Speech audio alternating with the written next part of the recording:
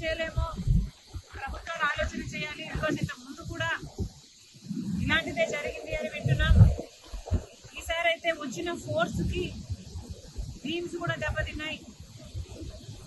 ఇది సామాన్యమైన దెబ్బ కాదు. ఇంత హిస్టారికల్ బ్యారేజ్, ప్రకాశం బ్యారేజ్ కి ఇంత పెద్ద దెబ్బ తగిలింది అంటే దీన్ని చాలా సీరియస్ గా తీసుకోవాల్సిన అవసరం ఉంది. కఠినంగా శిక్షించకపోతే, పెనాల్టీ పెద్దగా లేకపోతే మళ్ళీ మళ్ళీ జరిగే అవకాశం ఉంది. కాబట్టి ఇది చాలా సీరియస్ గా తీసుకోవాల్సిన అవసరం ఉంది.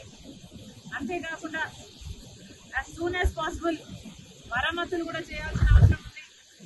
గత ప్రభుత్వం, జగన్మోహన్ రెడ్డి గారి ప్రభుత్వం కనీసం ఎన్నో ప్రాజెక్టులకు కనీసం యాన్యువల్ మెయింటెనెన్స్ కూడా చేయలేదు.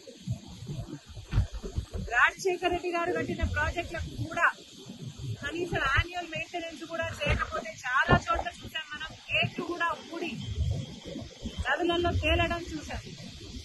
అలాంటి పరిస్థితులు రాకుండా ఈ ఒక్క బ్యారేజ్కే కాదు, మిగతా ప్రాజెక్టులు అన్ని కూడా రాష్ట్రంలో ఎక్కడెక్కడ ఏమేమి అవసరాలు ఉన్నాయో ముఖ్యమంత్రి దృష్టి పెట్టాల్సిన అవసరం ఉంది.